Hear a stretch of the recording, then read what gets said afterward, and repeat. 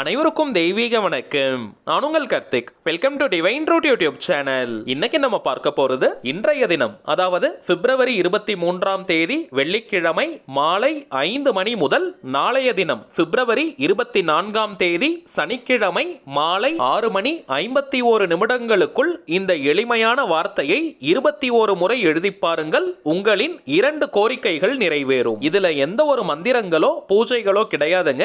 மாசி பௌர்ணமியை முன்னிட்டு ரொம்பவுமே ஸ்பெஷலான ஒரு வீடியோ. நாளைய மாசி மகத்தை முன்னிட்டு 7 ஜென்ம பாவங்களை உடனே தீர்க்கக்கூடிய எளிமையான தாந்திரிக குளியலை பற்றி பார்த்திருந்தோம். அந்த பதிவை பார்க்காதவங்களுக்காக இந்த வீடியோவோட என் கார்டுல மற்றும் ஐ பட்டன்ல நான் கொடுக்கறேங்க. மேலும் நம்ம டிவைன் ரூட் சேனல்ல லேட்டஸ்ட் வீடியோஸை நீங்க செக் பண்ணி பார்த்தீங்கனாலே அந்த பதிவு அவைலபிளாக இருக்கும். தேவைப்படுறவங்க நீங்க செக் பண்ணி பாருங்க.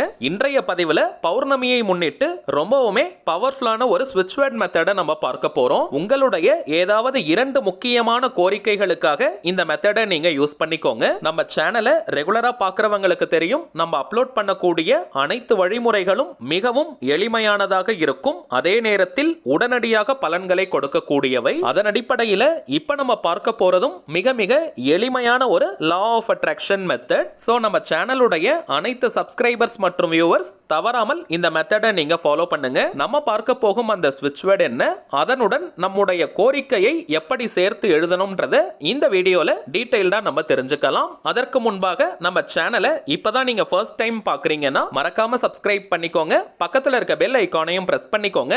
அப்பதான் அப்லோட் பண்ற எல்லா பயனுள்ள தகவல்களும் உடனடியா உங்களுக்கு நோட்டிபிகேஷன்ல வரும். முதல் விஷயம், இந்த ஸ்விட்ச் வேர்ட்ஸ்னா என்னன்னு தெரிஞ்சுக்கலாம். ஆல்ரெடி சில பதிவுகள்ல நம்ம பார்த்திருக்கோம். புதியதாக பார்க்கறவங்களுக்காக இன்னொரு முறை நான் சொல்றேங்க.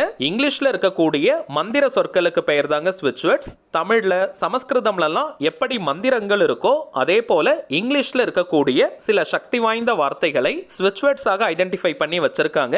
இந்த வார்த்தைகளை சில முறைகள் நம்ம எழுதினாலோ அல்லது நம்ம ரிப்பீட்டடா சொல்லிக்கிட்டே இருந்தாலோ அந்த வார்த்தைக்குண்டான பலன்கள் நமக்கு கிடைக்கும். இங்கிலீஷ்ல இருக்கக்கூடிய ஸ்விட்ச் வேர்ட்ஸ் இங்கிலீஷ்ல மட்டும் தாங்க பயன்படுத்தணும். வேற எந்த ஒரு லாங்குவேஜ்லயும் டிரான்ஸ்லேட் பண்ணி மொழிபெயர்த்து நம்ம யூஸ் பண்ண கூடாதுங்க. இங்கிலீஷ்ல அந்த வார்த்தையை நம்ம பயன்படுத்தும் போது மட்டும்தான் அந்த வார்த்தைக்குண்டான முழு பலன்களும் நமக்கு கிடைக்கும். உச்சரிப்பதற்கும் எழுதுவதற்கும் மிகவும் சுலபமான வார்த்தைகளாகத்தாங்க இருக்கும். எளிதாக நம்முடைய ஆழ்மனதில் பதியக்கூடிய வார்த்தைகள் இவை. எந்த ஒரு விஷயமோ அல்லது கருத்தோ நம்முடைய ஆழ்மனதில் பதிந்து விட்டால் அது நம் வாழ்க்கையின் நிஜங்களாக மாறும். அதை யார் நினைச்சாலுமே தடுத்து நிறுத்த முடியாது. இந்த ஸ்விட்ச் வேர்ட்ஸை பொறுத்த வரைக்கும் அந்த வார்த்தைக்கான அர்த்தம் தெரிந்து நம்ம பயன்படுத்தினாலும் சரி, தெரியாமல் நம்ம பயன்படுத்தினாலும் சரி, அந்த வார்த்தைக்குண்டான முழு பலன்களும் நமக்கு கிடைக்கும். வாழ்க்கையின் எல்லா விதமான தேவைகளுக்குமே தனித்தனியா ஸ்விட்ச் வேர்ட்ஸ் இருக்குங்க. இப்ப நம்ம பார்க்க போகும் இந்த வார்த்தை பௌர்ணமியின், அதாவது முழு நிலவின் ஆற்றலை நமக்கு கொடுக்கும். உங்களுடைய மிகவும் முக்கியமான 2 கோரிக்கைகளுக்காக இந்த மெத்தடை நீங்க யூஸ் பண்ணுங்க. அது எந்த கோரிக்கைகளாக வேணாலும் இருக்கலாம். இது ஒரு முழுமையான லா ஆஃப் அட்ராக்ஷன் மெத்தடா இருக்கிறதுனால இதற்கு எந்த விதமான கட்டுப்பாடுகளும் கிடையாதுங்க. நீங்க குளிச்சிட்டு தான் இந்த மெத்தடை ஃபாலோ பண்ணணும்னு கிடையாது. அசைவம் நீங்க சாப்பிட்டு இருந்தாலும் இந்த மெத்தடை யூஸ் பண்ணலாம். பெண்கள் தீட்டு நேரமாக இருந்தாலும் இந்த வார்த்தையை நீங்க எழுதலாம். பெண்கள் தீட்டுன்னு மட்டும் கிடையாதுங்க, வேறு எந்த வகையான தீட்டாக இருந்தாலும் இந்த மெத்தடை நீங்க ஃபாலோ பண்ணலாம். வீட்ல இருந்து, கோவில்ல இருந்து, வர்க் பண்ற இடம், பிசினஸ் பண்ற இடம்னு எங்கிருந்து வேணாலும் இந்த மெத்தடை நீங்க ஃபாலோ பண்ணலாம். ஒரு ஒயிட் கலர் அன்ரூல்டு பேப்பர் நீங்க எடுத்துக்கோங்க. வெள்ளை நிற கோடு போடாத பேப்பரை நீங்க பயன்படுத்தணும். கோடு போட்ட பேப்பரை யூஸ் பண்ண கூடாதுங்க. ரூல்டு பேப்பரை நம்ம யூஸ் பண்ண கூடாது. அதே போல நோட் புக், டைரி எல்லாம் நீங்க யூஸ் பண்ண வேண்டாம். ஒயிட் கலர் பேப்பர் மட்டும் தாங்க நீங்க பயன்படுத்தணும். அதே போல எழுதுவதற்கு கிரீன் கலர் அல்லது ப்ளூ கலர் பென்னை நீங்க யூஸ் பண்ணுங்க. Red and black colour use பண்ண கூடாதுங்க.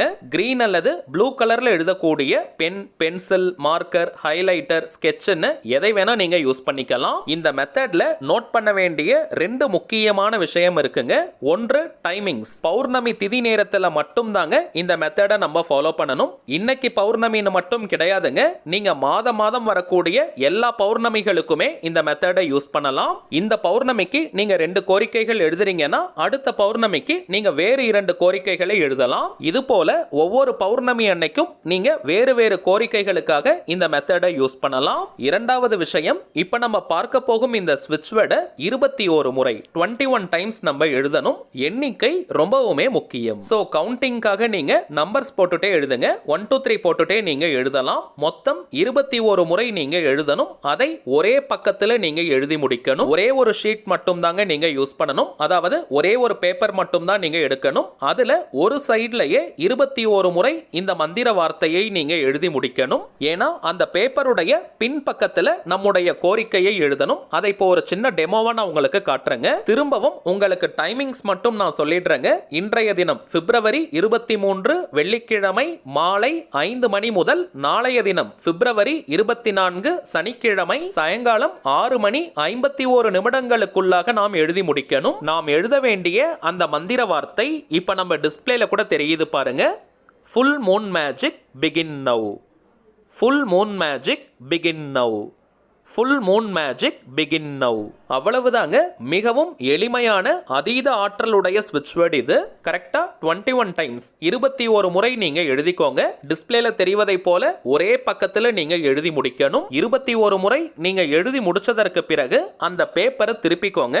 அந்த பேஜினுடைய பேக் சைடுல உங்களுடைய 2 கோரிக்கைகளை நீங்க எழுதணும். இதை நீங்க இங்கிலீஷ்லயும் எழுதலாம் அல்லது தமிழ்லையும் எழுதலாம். உங்களுடைய கோரிக்கைகளை எப்படி எழுதக்கூடாதுன்னு பார்த்தீங்கன்னா, எனக்கு இது கிடைக்கணும், இது தேவை, இது நடக்கணும், இது எனக்கு கிடைக்க வேண்டும், இது போல எழுதக்கூடாதுங்க. உங்களுடைய கோரிக்கை நிறைவேறியதை போல அல்லது நிறைவேறி கொண்டிருப்பதை போல நீங்க எழுதணும். கோரிக்கையை நீங்க தமிழ்ல இங்கிலீஷ்லன்னு எந்த லாங்குவேஜ்ல வேணாலும் எழுதிக்கலாம். ஒரு உதாரணத்திற்கு நான் இங்கிலீஷ்ல 2 கோரிக்கைகளை எழுதியிருக்கேங்க. தேங்க்யூ ஃபுல் மூன் அப்படின்னு எழுதிட்டு அதற்கு கீழே ஐ எம் கெட்டிங் மேரிட் இப்படி நீங்க எழுதணும். உங்களுக்கு ஒரு 10 லட்சம் ரூபாய் பண தேவை இருக்குன்னா தேங்க்யூ ஃபுல் மூன் எழுதிட்டு அதற்கு கீழே I am receiving 10 lakh rupees இப்படி நீங்க எழுதணும். இதையே நீங்க தமிழ்ல எழுத போறீங்கன்னா முழு நிலவிற்கு நன்றி அப்படின்னு எழுதிட்டு எனக்கு திருமணம் முடிவாகி உள்ளது இப்படி நீங்க எழுதணும். இப்ப அடுத்த கோரிக்கைக்கு பார்த்தோம்னா முழு நிலவிற்கு நன்றி அப்படி எழுதிட்டு 10 லட்சம் ரூபாயை நான் பெறுகிறேன்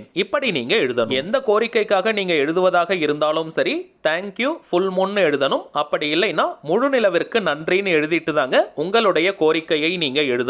தேங்க்யூன்னு நீங்க எழுதிட்டு அதற்கு கீழே கூட ஃபுல் மூன் எழுதலாம் அல்லது அதற்கு பக்கத்திலேயே கூட நீங்க ஃபுல் மூன் எழுதலாம். கோரிக்கையை மட்டும் அதற்கு கீழே நீங்க எழுதுங்க. அதே போல முழு நிலவிற்கு நன்றின்னு ஒரே லைன்லயே நீங்க எழுதிடுங்க. அதற்கு கீழே உங்களுடைய கோரிக்கை நிறைவேறிட்டதாக அல்லது நிறைவேறி கொண்டிருப்பதாக நீங்க எழுதுங்க. எழுதி முடிச்சிட்டு அந்த பேப்பரை நீங்க சுவாமி படத்திற்கு பக்கத்துல அல்லது ஒரு நோட் புக் உள்ள ஷெல்ஃப்ல உங்க பேக்லன்னு சேஃப்டியான ஒரு இடத்துல வச்சுக்கோங்க. உங்களுடைய அந்த 2 கோரிக்கைகளும் நிறைவேறினதற்கு பிறகு அந்த பேப்பரை நீங்க எரிச்சிடுங்க.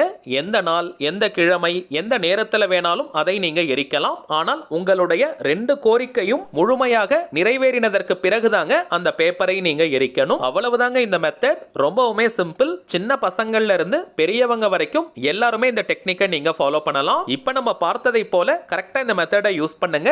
கை மேல பலன்கள் உங்களுக்கு கிடைக்கும். சரிங்க, அவ்வளவுதான் இந்த பதிவு. நிச்சயமா உங்களுக்கு பயனுள்ளதா இருந்திருக்கும்னு நினைக்கிறேன். மேலும் இந்த வீடியோ உங்களுக்கு பிடிச்சிருந்தா மறக்காம லைக் பண்ணுங்க. நம்ம சேனலையும் சப்ஸ்கிரைப் பண்ணிக்கோங்க. தேவைப்பட்டுச்சுன்னா உங்க ஃப்ரெண்ட்ஸ் அண்ட் ஃபேமிலிக்கும் இந்த வீடியோவை ஷேர் பண்ணுங்க. அடுத்ததா இன்னொரு முக்கியமான தலைப்போட நான் உங்களை சந்திக்கிறேன். என்றும் அன்புடன் கார்த்திக். நன்றி.